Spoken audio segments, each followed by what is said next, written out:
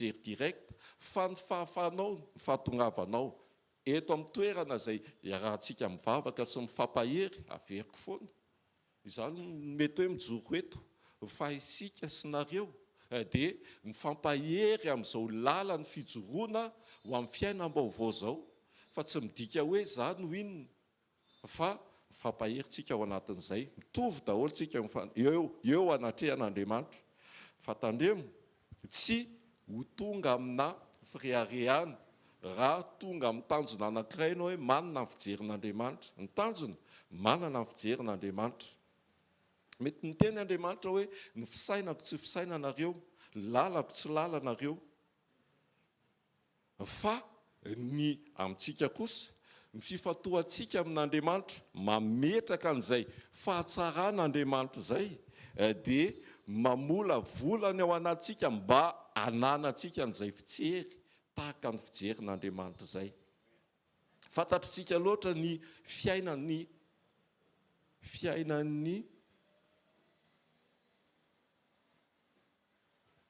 iza moa ilay nalatsaka tao anaty lavadrano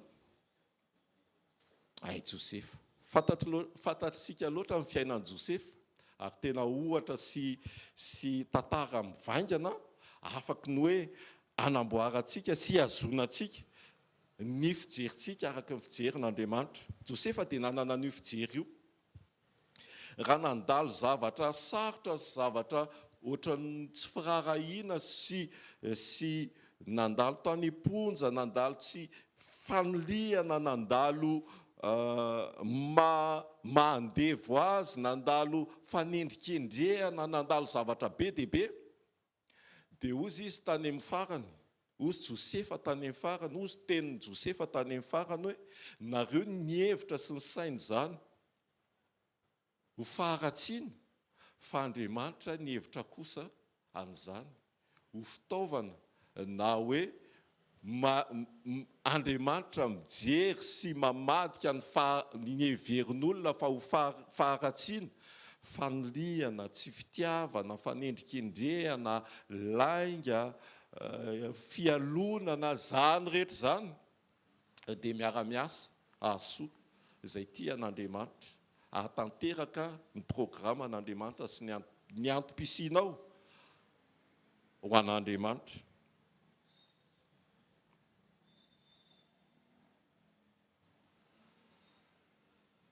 Josefa tsy nihevitra ny fiainany hoe tao anaty fitarainana lava tao anaty fanaintainana lava fa na tsy voateny ary hoe nakany am-piangonana foana Josefa mivavaka be foana Josefa tsy tahaka ny hoe Daniela mivavaka intelo isan'andro fa ny fony Josefa tao anatiny tao ary ny fonao ao anatinao ao amin'izao lalan'ny fijoroana ho amin'ny fiainam-baovao zao dia mino fa vaovao sy mihevitra mandrakariva ny fahatsaràn'Andriamanitra ary ny masonao anatin'izany dia tsy ilay maso miavinavina fa ilay maso afaka ny fitaovana eo am-pelantanan'Andriamanitra ahitana sy iainana ny fahatsaràn'Andriamanitra Job raha mampatsiasy mahatonga antsika hihevitra sy hisaina ary hitandrina hatrany ny fijerintsika sy ny fisainantsika aoka izao saina izao no ao aminareo dia sain'i Kristy Joba ihany koa dia niazona na hoe mikolokolo sy namelona n'izay fomba fijery izay tao anatiny na mibetsaka ary ny zavatra na hoe foana tanteraka ary ny fananany ny zanany ny momba azy rehetra dia tsy tao anatin'ny Joba mihitsy ny hevitra ny anana fijery ratsy noho ny amin'Andriamanitra ka tsy misy hevitra fa tsy ny fiombonana amin'Andriamanitra tsisy hevitra fa tsy ny fifantohana amin'Andriamanitra tsisy hevitra fa tsy ny fampiainana an'izay fiainana izay miaraka amin'Andriamanitra mba hananantsika sy hijoroantsika ao anatin'izay fomba fijery sy hananantsika an'izay fomba fijerin'Andriamanitra izay naverin'Andriamanitra ho avy roeny avokoa izay fahaverezana izay tsy nisy teo amin'ny Job. Ary ny tena ohatra izay tokony tahafintsika sy hainantsika mazava ho azy dia izy Jesosy.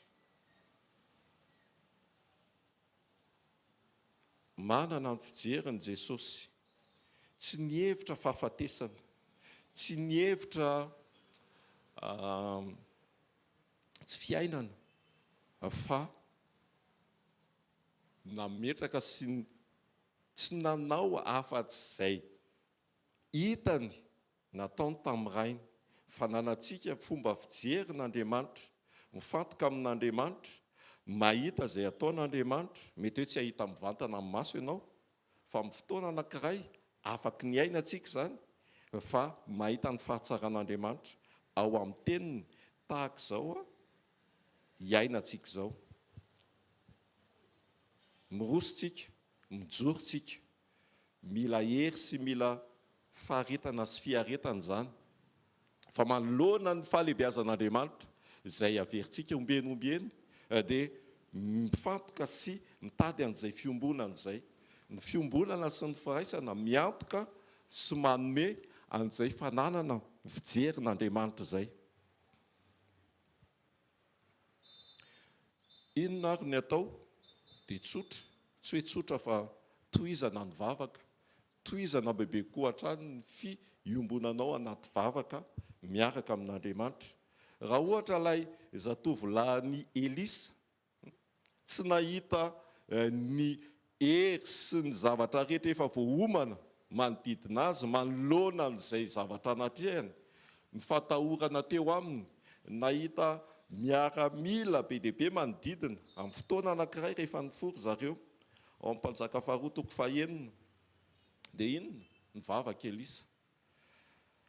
Fa amin'izao ianao manana ny fanahinao masina, manana ny fanahy masina izay ao aminao, manana an' Jesosy izay afaka ny fantohanao, dia afaka mitondram-bavaka, mametraka an'izany ho etaeta ao anatinao mba hiazonanao an'izay fenitra ny fijerin'Andriamanitra izay ho fijerinao amin'ny anaran'i Jesosy.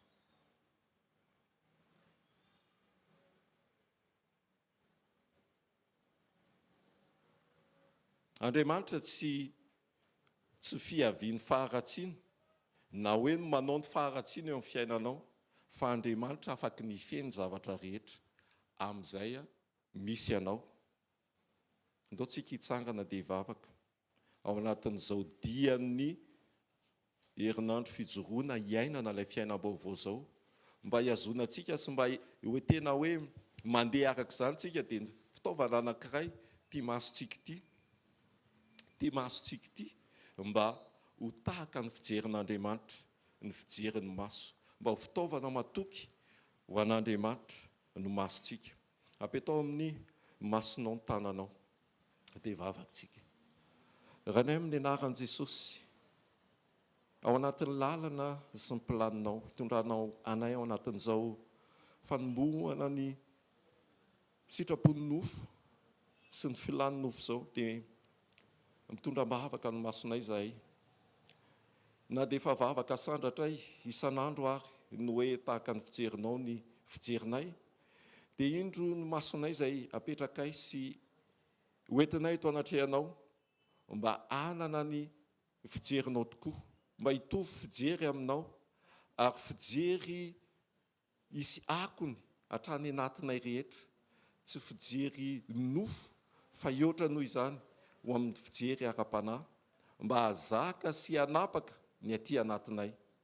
Anjakao ny masonay, aroka ny fanahinao masina no mpanampy lehibe ary mampatsiahy mandrakariva ny amin'izay tokony ho raisinay amin'ny fisokafany masonay amin'izao fiainana izao, mba hanana ny fijerinao, mba ho tonga fitaovana matoky eo am-pelantananao, ary manolotra an'izany masona izany izahay Tompo, mba ho maso anjakanao sy ho maso ho ahita tokoa ny izay hitanao, ary izany ihany koa no maneho ny toe-ponay sy ny fisainanay sy ny aty anatinay rehetra mba tsy ho endrika ivelany fa ho amin'ny fiovahana sy ho amin'ny fitandremana marina tokoa ny aty anatinay rehetra mba ho aseho ho amin'ny toetra akasitrahanao zany ho voninahitry ny anaranao.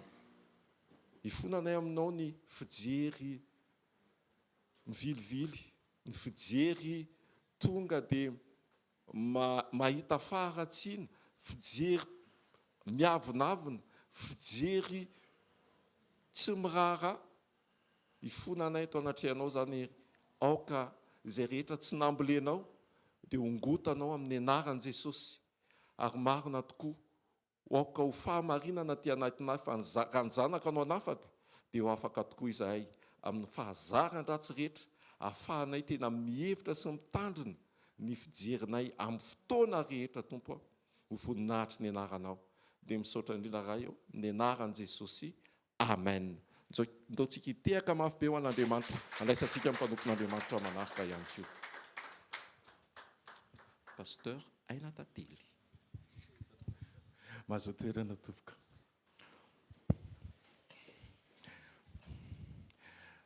Fampizara kely tsika ny ao amin'ny mpanompon'Andriamanitra anankiray fa fantatsika tsara atao hoe Jona. Dia fa fantatsika ny tantara fa Jona zany dia ny rahan'Andriamanitra ho an'ny Ninive, mba hampibebaka ny an'ny Ninive. Fa tao anatin'ny Jona tao tsy feno an'Andriamanitra.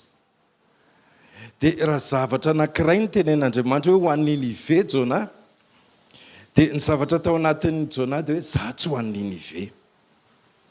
Mifanohatra amin'izay nilazain'Andriamanitra ny tao anatiny.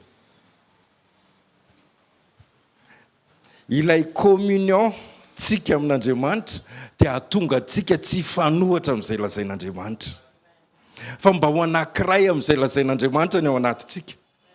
Nisy kajikajy tao anatin'ny Jona tao. Tena aleo ialako lavitra dia lavitra ozy izy. Lasa izy nandeha tany amin'ny sambo andeha ho any Tarsisy. Dia rehefa tany anaty sambo fantatsika ny tantara fa tena nanonja be ny rano dia tady ho vaky mihitsy ny sambo. Nanapa-kevitra ny tao anaty sambo hoe alao ariana ny entana mba tsy ho fatsika. Dia ireny fandavana ny sitrapon'Andriamanitra tsy fandehanana araka ny sitrapon'Andriamanitra ireny dia misy fampitehana ao ambadika ireny, misy fahasimbana ao anatin'ireny. Miatoka ny rehetra ny tao anaty sambo zany lasa nahafoy ny entany daholo mba tsy ho faty. Na ny manodidina antsika misy misofrira. Indraindray misy fahasoavan'Andriamanitra efa tokony hilatsaka ao anatin'ny tokantranontsika dia tsy tonga ilay izy. Nefa ilay fanoloran-tena amin'ny zavatra efa hitaritan'Andriamanitra, ilay mpanompon'Andriamanitra tsy nandeha tao anatin'ilay izy. Dia miara-miafy ny vady aman-janaka. Dia miara-miafy an'izany ny any am-piasana. Dia miara-miafy nefa efa misy zavatra omanin'Andriamanitra efa tokony ho ao. Dia indraindray zavatra efa eo am-pelantanana ary dia voatery afoy ohatran'ny tao anaty sambo. Dia inona ozy nareo nisy tonga daholo dia nivory amin'izay ny tao anaty sambo dia hoe andaontsika anao filokana. Izay moa ilay izy. Hijerenao iza marina no tena mahatonga n'ity zavatra mikorotana ity.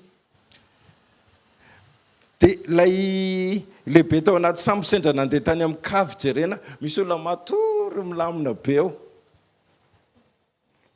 Dia jerena, dia tsy mampanina anao fa izao zavatra mitranga izao ny anao milamina be matory ohatr'izao. Dia nifota ao izy. Nanontanitanina ny momba azy, za ozy izy mpanompon'Andriamanitra ny lanitra sy ny tany. Varahotsana daholo ny olona hoe ny Andriamanitra goavana be zany. Samy manana ny Andriamaniny daholo eo rehetrarehetra eo, ary efa samy niantso ny Andriamaniny daholo eo rehetrarehetra eo, fa tsy nitsahatra le tafiotra mahery. Dia rehefa natao amin'izay ilay filokana dia Jona no voatendry hoe tena any aminy angamba ilay mahatonga an'ity korotana ity. Dia nanontanitanina teo daholo momba azy. Dia jereo rehefa misy zavatra mitranga dia samy miantoraka any amin'izay eritreretiny hamonjy azy.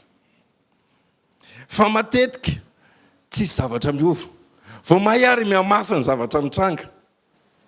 dia tokony efa mieritreritra ilay mpanompon'Andriamanitra hoe sao dia za zany eo. Tokony heritreritra ny mpanaraka sekoly hoe sao dia za io. Dia rehefa nresana teo amin'izay dia hoe nanontaniana, dia inona ary zany no atao aminao io mba hampijanona an'ity tafiotra ity? Dia izy mihitsy no teny hoe mba hampijanona an'io tafiotra io dia mila batainareo dia atsipinareo anaty rano.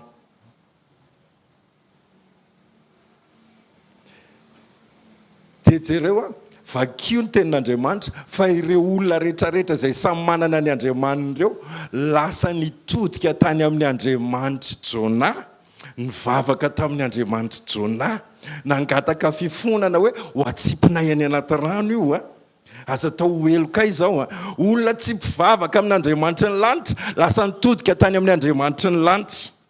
Jereo any amin'izay alehantsika misy zavatra miova. Na ohatra ary sika tena efa mifantoka amin'izay hitantanan'Andriamanitra, na mbola tsy mifantoka amin'izay hitantanan'Andriamanitra ary fa Andriamanitra miaraka eny mandeha eny dia misy zavatra miova. Ohatra ny teto izay olona tsy nivavaka tamin'Andriamanitra lasa nitodika tamin'Andriamanitra satria efa gravy ty zavatra mitrango ity, na ho faty na ho velona dia lasa nitodika tamin'Andriamanitra izy ireo. Dia rehefa veo ary dia natsipy amin'izay Jona. Dia ny fitantarany Jona dia lasa izy nandrakotra daholo ny rano, ny lalina, ny onja be, nandeha tany izy tany amin'ny lalina be izy dia ny zavamaniry any anaty rano izy dia namatotra ny tendako, namatotra ny lohako. Tena fa hoe zay zany. Fa Andriamanitra nisy trondro napakany azy dia nivavaka Jona tao. Za zany te hiteny aminao fa io alehanao eo fa mampiova zavatra, misy zavatra miova any. Fa ny problème raha tsy ianao no mifantoka amin'ilay alehanao, ianao no taraiky. Fa ny olona eny amin'ny alehanao efa misy zavatra ataon'Andriamanitra eny. Ohatra ny teto hoe lasa nivavaka tamin'Andriamanitra ilay olona, na ohatra ka mbola tsy mifantoka Jona ho an'ny Ninive. Efa manova zavatra ny alehanao io. Andriamanitra efa miasa, Andriamanitra efa miasa. Fa ny tena tombony, azahoanao tombony dia enao mifantoka amin'ny aniran'Andriamanitra anao, amin'izay tian'Andriamanitra hijoroanao, amin'izay teny alefan'Andriamanitra ho anao. Dia izao ny zavatra nisy. Rehefa nivavaka amin'izay ny fony Jona tao anaty trondro dia lasa ilay trondro dia navoaka ny teny amin'ny tany maina. Zany eritreritra foana hatramin'izay hoe navoaka ny tany Tarsisy fa tsy navoaka ny tany Tarsisy fa tany amin'ny tany maina. Dia rehefa navoaka ny any amin'ny tany maina dia niandry indray Jehova dia naniraka hoe Jona mandehana makany Ninive dia lazao aminy fa ho ravana izy. Mbola naverina fandrony tamin'ny Jona ny safidy. Zany hoe Andriamanitra zany tsy manery anao zany fa safidinao foana ny ainganao. Dia eo indray zany Jona mbola afaka mitsoka fandrony. Fa Jona nieritreritra hoe tena ohatrany efa mafimafy ilay teo aleo mandeha amin'izay. Dia ny safidy nakany Ninive Jona. Dia izao ny zavatra nisy. Tonga tany Ninive dia Ninive tena tanàna goavana be, atelona vao mahavita mitety any Ninive. Atelona. Dia andro voalohany zany vao niteny Jona dia naheno ny toerana anankiray dia toto tany amin'ny mpanjaka ilay izy. Mpanjaka tonga dia namoaka didy ho an'ny fanjakana, ho an'ny tanàna Ninive rehetra hoe mibebaka sika, mifady hanina sika. Mba jereo ny izany fanampian'Andriamanitra andro anankiray ianao no mivoaka miteny nefa ilay tanàna andro 3 zay vao mahavita mitety an'ilay tanàna. Fa tonga tena fangan'Andriamanitra. Efa misy vitesy goavana be zay homan'Andriamanitra ao amin'ny alehanao. Io ilay fanapaha-kevitra tsika ny zava-dehibe amin'Andriamanitra. Fa raha vao tapa-kevitra tsika, Andriamanitra ne miasa be dia be noho izay ataotsika. Ny fanampiny, ny fombany eo aminao. Ny tanany mahery eo aminao. Zao ny teneny hoe izy ny tompon'ny finoantsika sady mpanatanteraka azy. Zany hoe Andriamanitra no manao izay hatateraka an'io fa ianao mijoro ny andrasany. Amen. Rehefa nandeha amin'izay ny fotoana, nibebaka ilay tanàna. Tena ozy Jona hoe zay ary le nahiko. Ianao Andriamanitra mpamindra fo, nampitenenina ny Jona manko dia zao hoe teneny fa ho ravany ty tanàna ty. Fa ozy Jehova hoe amindrana fo indray le tanàna. Problème ny Jona dia zao, za miteny hoe ravana, le izy Jehova tsy nandrava akoriny. Tena mila isika miray amin'Andriamanitra. Andriamanitra mpamindra fo, ianao tokony mpamindra fo koa. Fa tsy hoe problème ty hoe ny teniko tsy narahana akoriny. Kitio ny eo akaikinao mety tsy arahana ny teninao hoe. Mety ampitenenin'Andriamanitra io. Avereno mety ampitenenin'Andriamanitra ianao. Nefa hoe tsy izay ny ataon'Andriamanitra avy eo. Avereno tsy maninona zany hoe. Amen. Avelao Andriamanitra niseho e. Te iseho izy fa mpamindra fo. Avelao izy iseho. Tsy maninona ny teny ianao ravana, tsy rava akoriny. Zay ny problème ny Jona dia ozy Jona aleoko faty. Tonga dia mamoy fo. Zany teo faty fa makamo azy ny zavatra zany. Jereo ny eo akaikinao dia ataovy masitsika kely amin'ny maso. Tsy mahazo manao an'izany ianao hoe.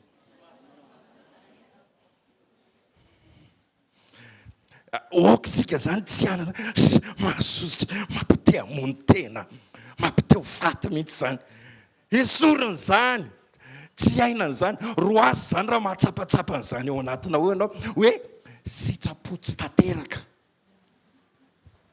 Tsy tanteraka ny sitrapoko dia mivotovoto dia manao an'izay. Rehefa avy eo indray nandeha indray amin'ny fotoana.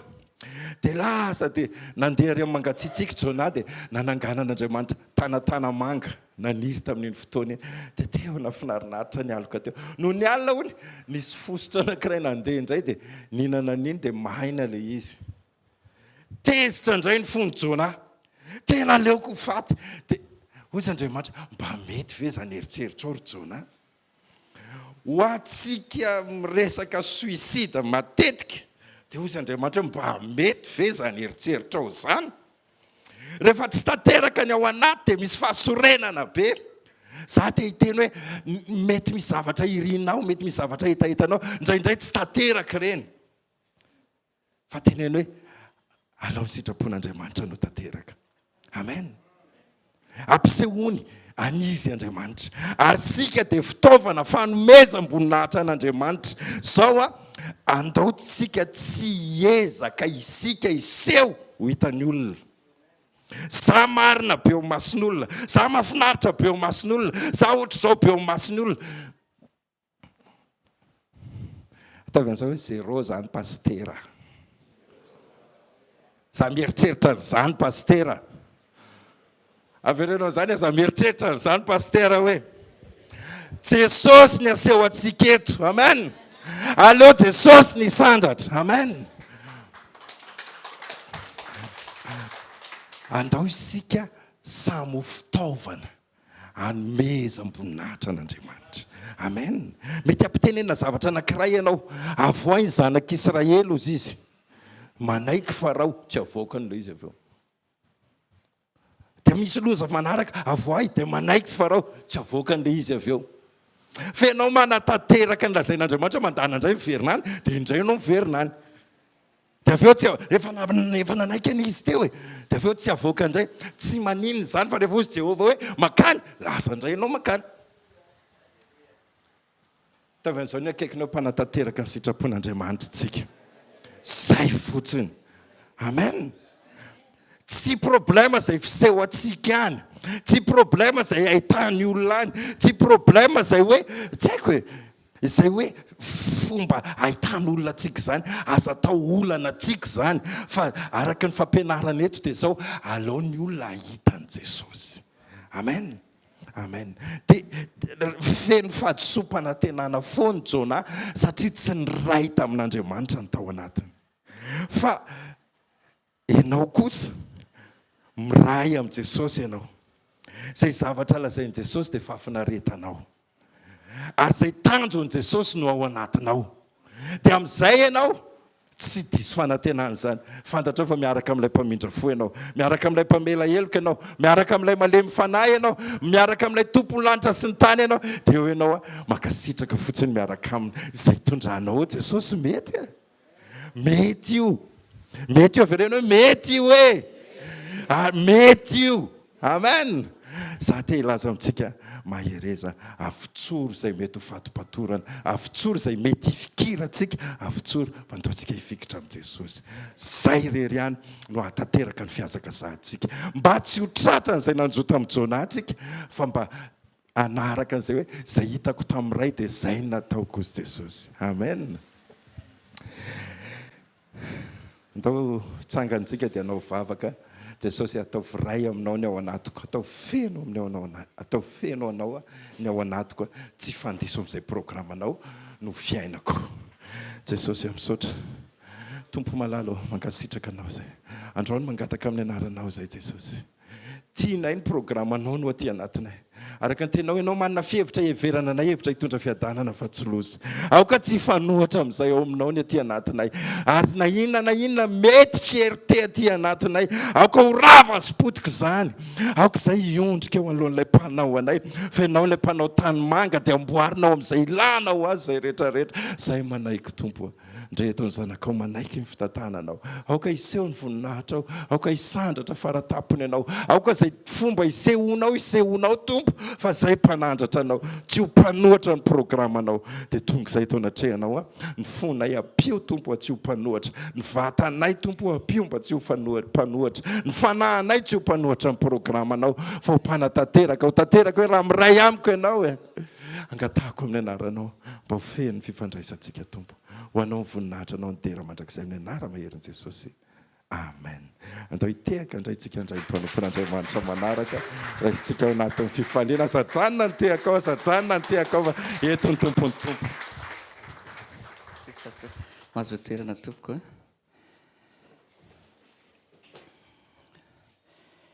Dia mbola manona ny araba ho antsika tsiraray avy amin'ny anaran'i Jesosy Kristy indray amin'ity Sekoly Famahana olana ity. Amen. Ahosokafantsika betrany ny tena soratra masina ao amin'ny boky Lioka toko faha 2 andiny 5 Lioka 21:15 ary ao amin'ny boky ny Filipiana toko faha 2 andiny 5 ka hatramin'ny faha 20. Lioka toko faha 2 andiny 5 dia mivaky toy izao ny tena soratra masina amin'ny anaran'i Jesosy Kristy, manao hoe: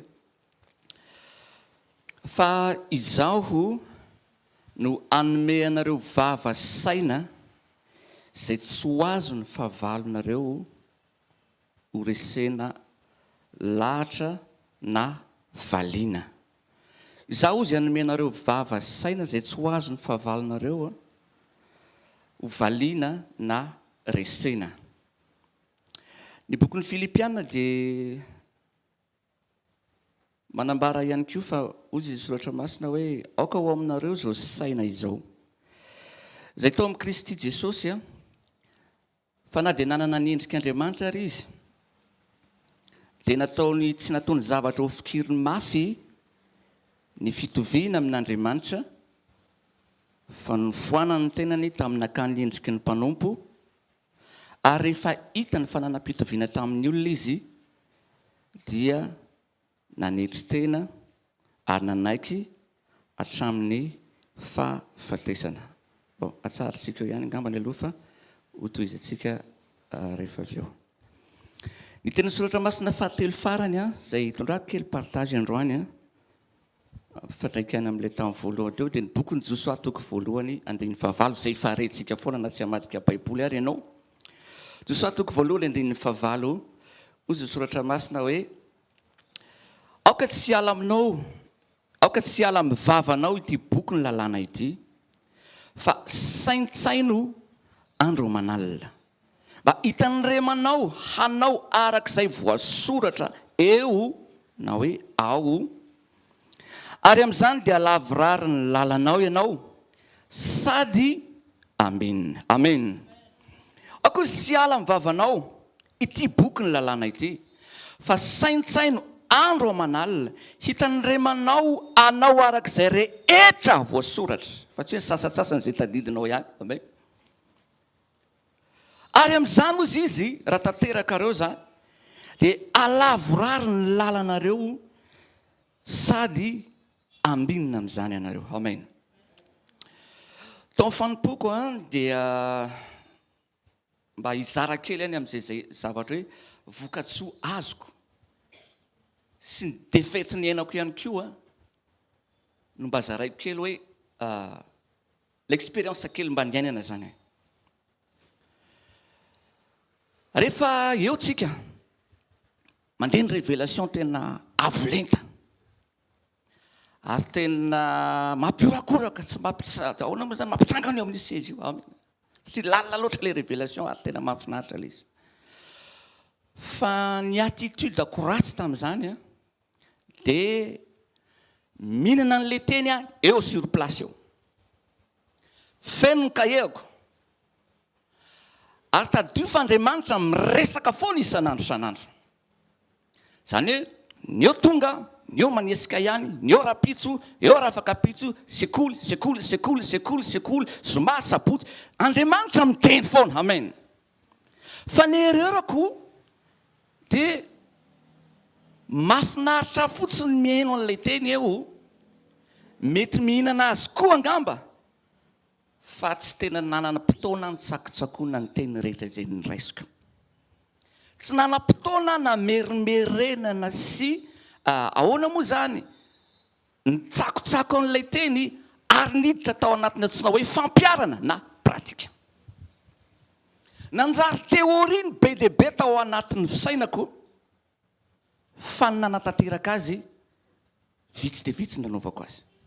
Ary tao anatin'izany dia milaza aminareo fa tena kristianina matavy aho na dia somary skill ihany aza satria miangona ny teny fa tsy kristianina matanjaka noho ny avy amin'ny teny reko. Zany hoe raha manontany ny olona hoe ahoana moa ny makasika an'izao inona ny tokony atao dia fantatro tsara fa ao anaty kahie ao ny vahaolana fa za tsy mety hipratike azy satria ny antony tsy nanana inisiativa mba amerina teny zay rehetra reko ary ho pratikeko eo amin'ny fiainana. Zay no zarako kely androany ozy izy nisoratra masina bokin'i Josoa iresaka fisaintsaina ntsika androany mantsy ozy hoe le teny renao ozy izy na le teny hitanao dia aoka tsy aly eo amin'ny vavanao ity boky ny lalàna ity fa saintsaino andro amanalina amen.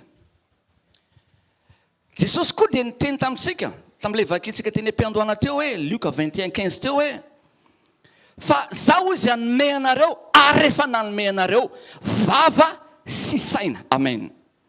Ary io vava sy saina io izy dia tsy ho azo ny fahavalonareo ho toeriny zany io amen. Iza moa ny fahavalontsika ny tevolo fa tsy le mivodi-tranontsika akory tsy le mpifanobodi-trano atsika akory le hoe ho toerinao zany fa satana sy ny fisaintsainany sy ny zavatra entiny. Jesosy nefa efa nanome antsika vava sy saina amen. Fa ty ny zavatra hitako kely teo amin'ny fanompoko ny vava dia mora kokoa ny miteny fa ny fisaintsainana ny sarotra ny manova azy. Ohatra nahazo tenin'Andriamanitra tsika fa ny diakapoka tamina asitranana atsika rehetra ohatra aitsika izany teny izany fantatsika ny fisiany izany teny izany ary rehefa sanatria marary isika dia miteny fa ny diakapoka taminy nasitranana atsika amen. Dia miteny ianao fa diakapoka taminy nasitranana aingana be ny vavantsika miteny an'ilay satria efa teny nampianarina atsika izany. Fa ny olana amin'ny fotoana tsy saintsaintsika andro amanalina io teny io dia aingakaingana be ty miteny aingakaingana be ty miteny diakapoka taminy anika na miteny ianao diakapoka taminy après 15 minutes miteny ianao ary ohatrany tsy sitrany izy zany fa hoana ary nisy efa niteny foana. Lasany baba zokiray mandray nisany mila misaintsaina andro amanalina ny tenin'Andriamanitra zasy ianao. Amen. Hoy izy hoe saintsaino andro aman'alina. Saintsaino aoka ozy tsy aly eo amin'ny vavanao le teny, zany hoe tsara le tsy miala eo amin'ny vavantsika le teny. Fa en plus n'izay saintsaino andro aman'alina. Eo amin'izay ny olana, ny vava matsy ho ato eo afaka miteny. Teny fotsiny, miteny. Fa ity matsy ny problema ity tsisy hoe zavatra azo ahodina ka hifanaraka amin'ny sitrapon'Andriamanitra. Zany hoe ny bokin'ny Josia dia nampianatra antsika fa ny vava sy ny saina dia mila miara-miasa mba hahatonga antsika isanao ho ambinina. Amen. Ho ambinina amin'ny zavatra ataontsika. Zany hoe rehefa mampiasa ny vavanao ianao dia aza adinoina koa ny misaintsaina ny zavatra voako ny vavanao. Satria arakarak'izay haben'ny ao am-po, aleloia, no itenenana. Amen. Possible miteny zavatra tsy avy ao amin'ny foko. Possible miteny zavatra tsy maharesy lahatra. Nefa teneniko ilay izy. Ohatra, afaka miteny aho fa nidiakapoka tamin'ny nasitranana saingy ny saiko tsy mety mino fa ho sitrana zao dia zao ahako. Tahaka ny Moïse teo amoron-dranomasina mena. Afaka nampahery ny hafa izy fa Jehovah nahita azy fa matahotra izy. Ohatratsika sy ianao ihany io, mampahery ny hafantsika any tokantranon'ny olona saingy na ianao mitory aza tsy resy lahatra fa tena ho sitrana ilay olona. Ohatra zany.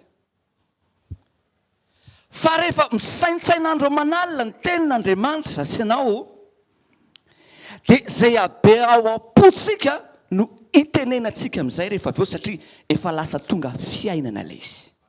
Amen. Ahoana moa zany misaintsaina? Zao mantsy no aza adinoantsika.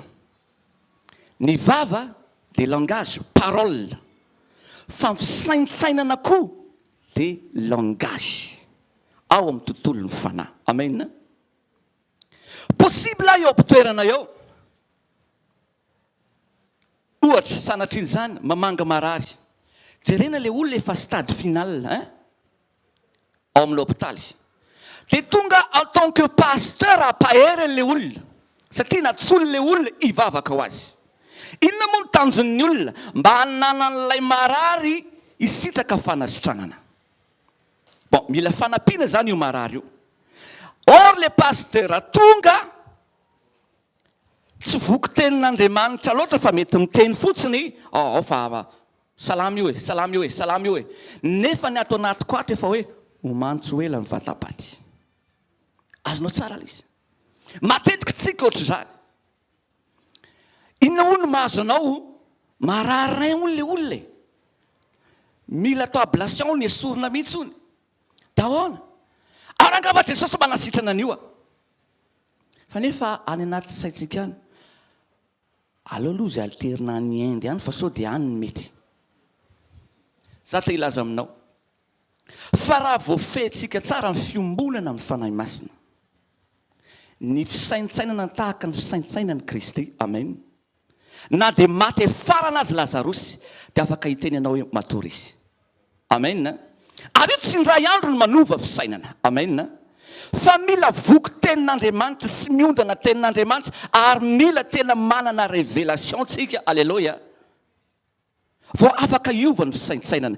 Hoy aho ny fisaintsainana dia langage. Zany hoe io zany ao ianao afaka mieritreritra ianao ao. Ny olona rehetra tsy mahita.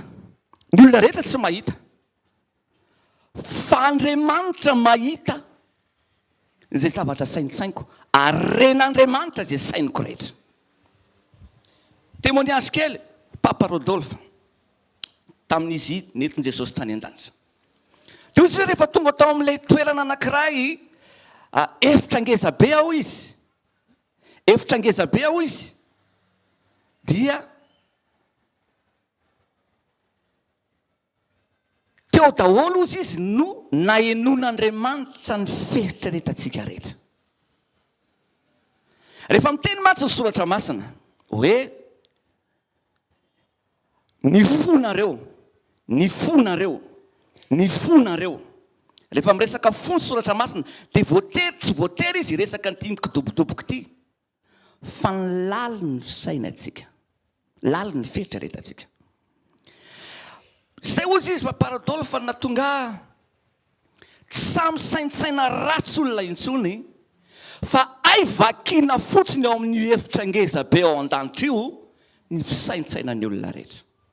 Afaka tsy miteny aho izy izy fa afaka vo misaintsaina maloto a dia vakiny rehetra ao an-danitra ny fisaintsainantsika amin'ny sekondreny. Karaha tiatsika ny ahita vokatra isurmonter ny problème dia andaotsika tena hiditra ao anaty pratika fa tsy hijanona amin'ny teoria, anova fisaintsainana ho araky ny fisaintsainan'Andriamanitra. Amen. Ahoana ny fomba nivanao an'io? Ny fahavokisanao ny tenin'Andriamanitra no anova ny fisaintsainanao. Amen. Ary hoy saintsainao andro manalina. Amen. Akoatra ny miteny zany dia saintsainao andro manalina. Rehefa saininao foana io dia lasa be ao am-ponao dia tafavoakanao amin'izay, ary iny le tenenao iny amin'izay, iny le mampitranga an'le zavatra tianao hitranga amin'izay. Amen. Fa raha ataontsika plivava fotsiny le izy dia tsy mety le izy.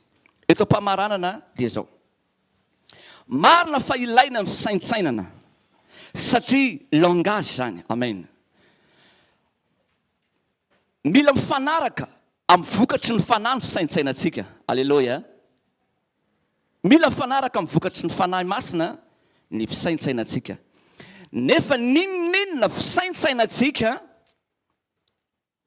dia tadidio fa mila fiombonana lalina amam-bavaka sy vavaka maharitra vao miova ny fisainantsika. Ho le boky Filipianina 2:5 teo. Fa zao ozy izy, aoka ho aminareo zao saina izao zay tao amin'i Jesosy Kristy tompoko. Fa na dia nanana ny endrik'Andriamanitra ary izy dia tsy zavatra natao nofokiriny mafy ozy izy ny fitoviana amin'Andriamanitra, fa nofoanany ny tenany mba hakany ny endriky ny mpanompo fa tsy sakaiza akory ary. Ary rehefa hitany ozy izy fa nanatare olona izy dia nanetry tena ka nanaiky hatramin'ny fahafatesana. Jesosy dia nahalala tsara fa ny mission eto ambonin'ny tany dia nofaty eo amin'ny hazo fijaliana ary anomentsika fiainana. Amen. Tao aminy hatramin'ny voalohany zany fisainana zany famonjy asianao izy. Nefa rehefa tao a Getsemane Jesosy dia inona zavatra nitranga? Hoy izy hoe raha eo esory amiko ty raha azo atao manala nyity kapoka eto amiko ty. Amen. Niverina ndray izy fanondroany. Le mpianatra ambany enteherany ary ivavaka aminy koa rehetra namorika natory dolo kory zala satria be loatra ny problème. Fa niverina ny vavaka fanondroana izy, raha azo atao raha eo esory amiko ty. Zany hoe fantatry Jesosy tsara ny mission-any fa tsy maintsy ho foaty izy rapitso ombony amin'ny hazo fijaliana. Kanefa naninona izy no ohatran'ny raha fijery azy dia ohatrany hoe tady amotsitra. Fa zao ny solution tsara indrindra. Rehefa niverina fanotelona izy dia nateny amin'izay izy rehefa avy nivavaka naharitra teo izy hoe tsy ny sitrapoko raha eo fa aoka ny sitraponao no tanteraka. Amen. Hoy izy pasteur tantely, tsy ny sitrapoko fa aoka ny sitraponao. Amen. Raha lasa nabavy ny anova ny fisainanao ifanaraka amin'ny sitrapon'Andriamanitra dia tsy maintsy mitaky vavaka maharitra, vavaka fifadikanina ary vavaka maharitra. Amen. Satria tsy voaovanao vetivety eo ny fisainanao raha tsy tafahombona ela sy lalina amin'Andriamanitra ianao. Amen sa tsy amen? Satria fantatrao nge ny mission anao hoe anao inona eto ambonin'ny tany eto ianao. Fa rehefa mifasana problème zasy ianao dia mitady takembotra tsika satria tsy ampy vavaka, tsy ampy fimbonana amin'Andriamanitra. Ny apresiako atsika zany manomboka eto dia ny hoe toy izy ny vavaka sy ny fifadikanina, alleluia, ampitombo mihoatra ny fimbonana amin'Andriamanitra amin'ny alalan'ny vavaka mba ahafahanao ampifanitsy, zany hoe ampiasaline ny fisainan'Andriamanitra amin'ny fisainanao. ny fisainanao amin'ny fisainan'andriamanitra azavady. Amen. Tokony izany a ampitohizo ny vavaka, ampio ny fifadikanina, tohiza mivavaka, tohiza mivavaka. Amen. Fa nahoana olona fisaintsainanao rehetra rehefa tsy ampivavaka ianao a, mora mitakemitra ianao amin'ny fasina problème. Zasy ianao a, ny tonga eto sika tsy voatery hamafa ny olana. Amen. Ny olana, ny fivavahan Jesosy tao Getsemane tsy midika hoe tsy nombona indray izy rapitso. Ianao tonga eto tsy voatery eo voafafa ny olana, fa te hilaza aminao a, rehefa ampivavaka tsika dia mahavita surmonter ary miatrika ny olana. Amen. Ny olana tsy maintsy hitranga, fa ianao afaka surmonter miatrika an'ilay olana. Amen. Satria tamin'ny voalohany izy ohatra nitady tsosa izy hoe ho faty rapitso, hiantony amin'ny hazo fijaliana rapitso. Fa rehefa nitohy ny vavaka izy dia hoy izy hoe vitako amin'izay ny miatrika an'ilay izy. Alleluia. Aoka ny sitraponao no tanteraka. Ndao tsika hitsangana andeha hivavaka. Raha eo amin'ny anaran'i Jesosy, sotranao izay tompo malala ny amin'ny fafana indray androany, mbola ny eno ireo teny rehetra izay nalefanao tamin'ny alalan'ny mpanomponao tsirairay avy. Makasitraka tompo a, fa ianao nandefa n'ireny teny ireny, ary ianao ihany fanamasina no mahatahiry izay teny rehetra voarainay. Tompo a, miainao amin'ny teny izay. Tsy vitanay ny teny fotsiny, satria fantatray fa tsy ahita vokatra izay. Mila misaintsaina ny teny andro manalina koa izay. Nefa tompo malala, misaotra ny amin'ny fanahinao masina izay manosika anay mandrakariva, taridalana anay mandrakariva, ny amin'ny torohevitra, ny amin'ny tokony anaovanay fiombonana lalina miaraka aminao amin'ny alalan'ny vavaka sy ny fifadikanina. Misaotra ny amin'izany toro lalana izany tompo a, ny amin'ny fiombonana lalina amin'ny vavaka. Toano fanahy mazoto ary ny ao anatinay a, ary indrindraindrindra tompo malalo faniriana ao anatinay a, dia ny havita anana fotoana iombonana lalina aminao a, ary vavaka maharitra. Amin'ny anaran'i Jesosy Kristy avy Nazareta. Alleluia. Amen. Amen. Eny ary afaka mipetraka tsika dia omentsika ny mpanompon'Andriamanitra manaraka ny fanohizana ny fotoana.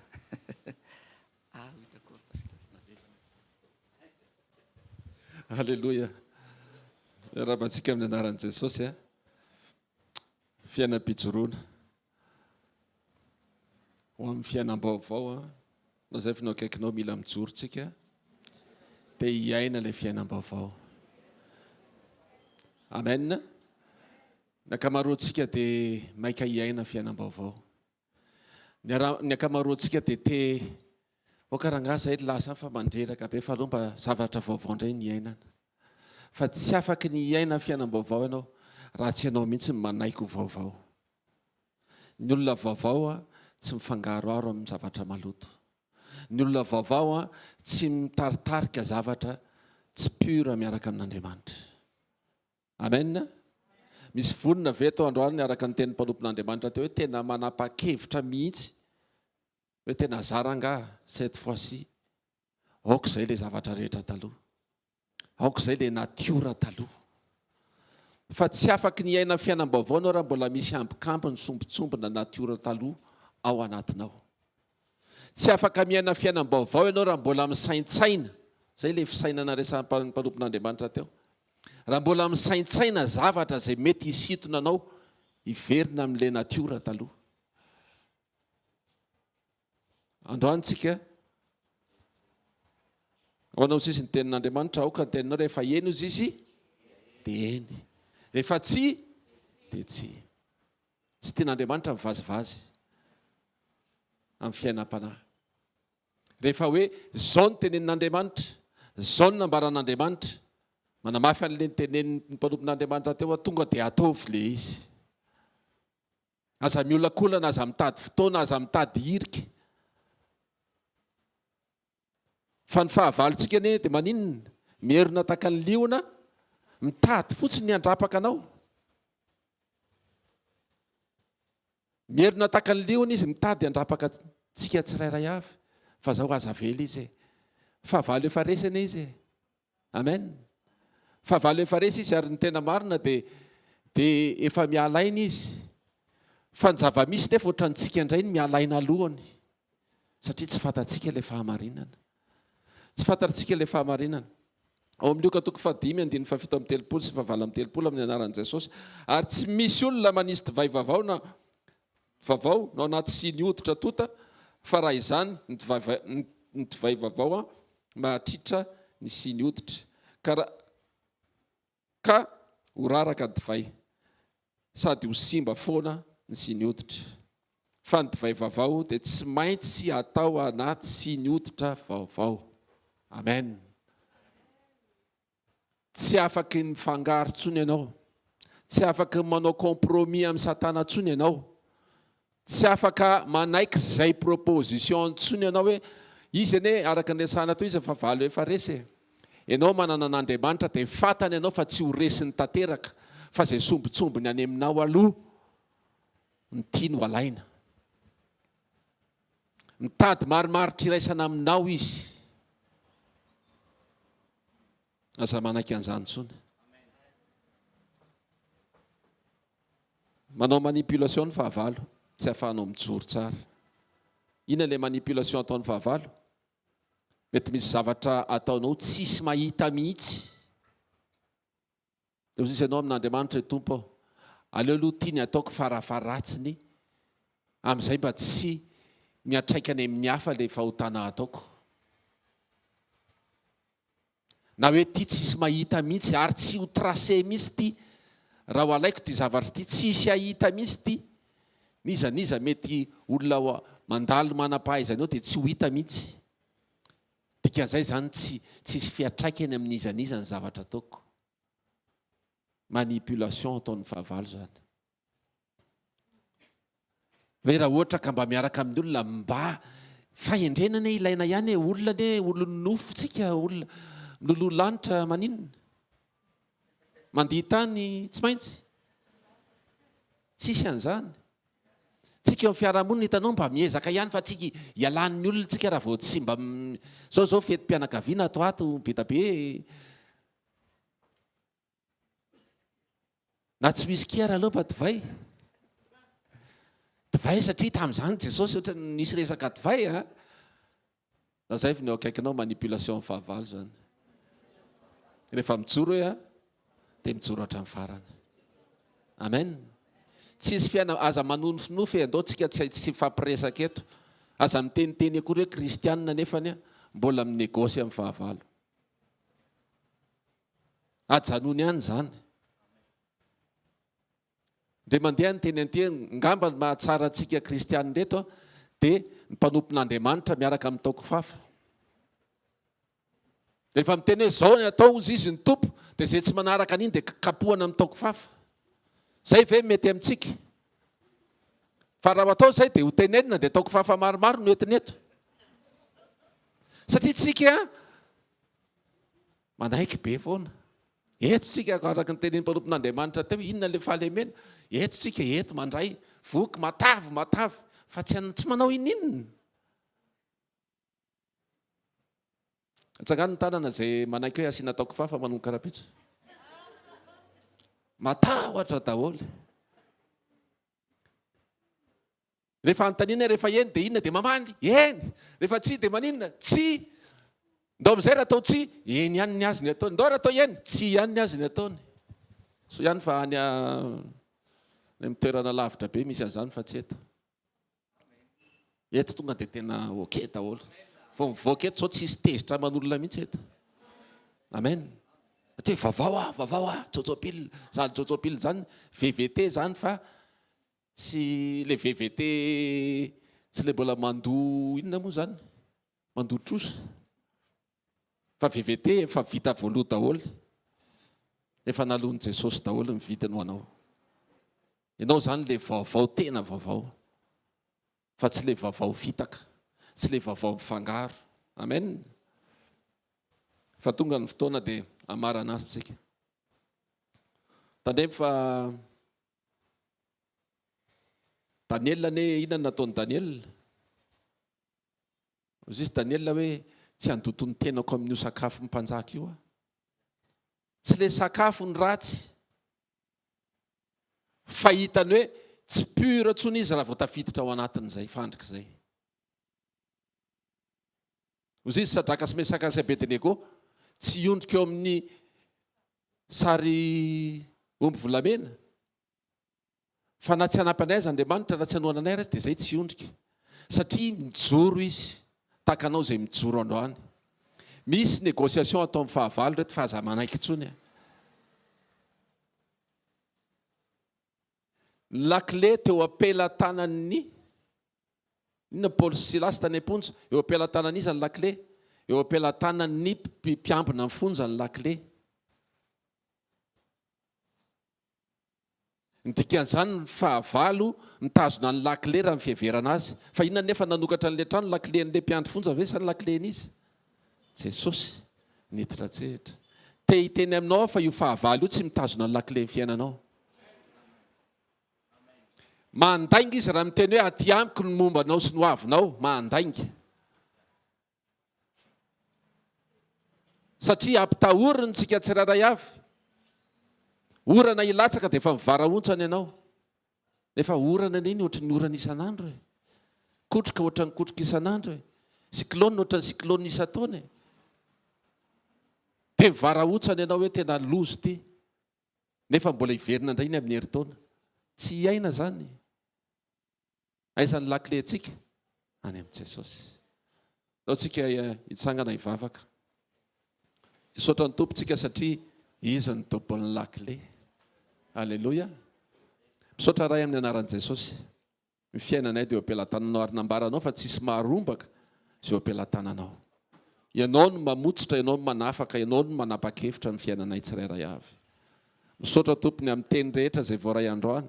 Inonay fanahy masina fa ianao no mampatsiahy an'ireny teny ireny ary araka ny tenen'ny mpanomponao teo hoe tsy ho afaka any am-bavanay izany teny izany fa ho lasa fiainana ho anay tsirairay avy Andriamanitra. Aza vela izy varivariana, aza vela izy mivazivazy eto Andriamanitra. Fa izay nambaranao dia aoka tena hifantoka amin'izany izay tsirairay avy. Tsy any amin'ny zone de confort izay mampetipety anay Andriamanitra fa tena izay mampity anao. Ampio izay Andriamanitra satria mety ho sarotsarotra ilay izy fa ny herinao no entinay hanantanterahana an'izany.